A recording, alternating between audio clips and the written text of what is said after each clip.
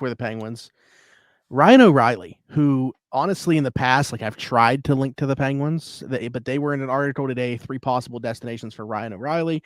They were listed as one of the top destinations, which makes sense considering, Dubas acquired him in Toronto last season. He was very good in Toronto. He always seems like a guy that turns it up a little bit in the playoffs too.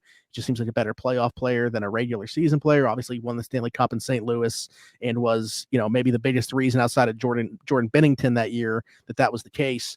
But what do you think about Ryan O'Reilly? Do you think that there's enough gas left in the tank for it to make sense as, a third line center that could also kill some penalties and play big minutes for that, or not big minutes, but important minutes for them, and then obviously be a playoff performer too? Or where are you at with Ryan O'Reilly? Do you think he's cooked?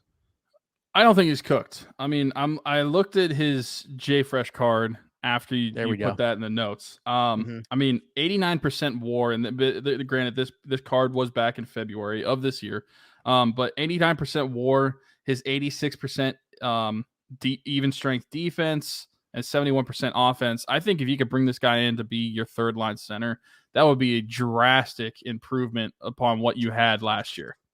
Huge improvement. And I think you're getting a guy that is playing good both ways. I don't think he's fallen off the cliffs. Sure, he hasn't had the same point total that he's had a few years ago in St. Louis, but I think that's not what I would be looking for in a third line center role. I think this year he had 30 points in 54 games, or somewhere around 30 some odd points in 54 games. I was looking at it earlier. I would be perfectly fine with that if you get somebody that is sufficiently good on defense, can win faceoffs like he can, and I think that he would be a really good player. Also, 83% finishing, 83 percentile finishing. The Penguins could really use that. Yep. And I just think this is a player that could really improve that bottom six. We talked about it so much that you need to improve upon that. That is what killed this team, that and goaltending.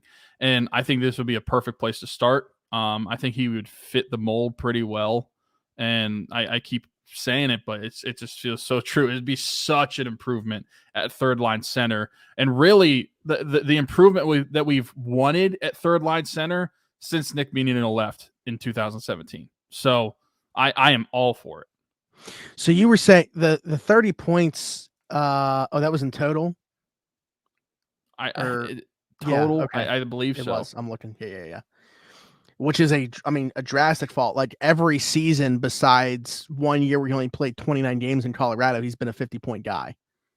So that was a pretty drastic fall off for him. But if you take into consideration, it wasn't a good year in St. Louis, and then obviously the quality of line mates dropping, because when you go to Toronto, you're no longer going to be playing in that capacity. You're not John Tavares, you're not at Austin Matthews, you're not Mitch Marner, you're not William Nylander. He was taking on a lesser role in Toronto. So I think he's probably still a guy that can push for 40 points.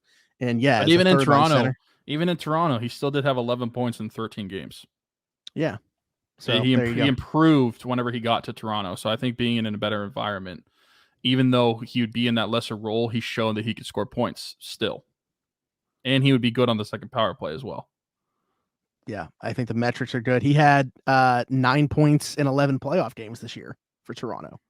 So yeah, it doesn't really help with the narrative that the team's old by getting a 32-year-old, but it's a 32-year-old that I could think can still play. Don't give him a 6-year contract, and I'd be all for it. That's the thing. That's a big thing.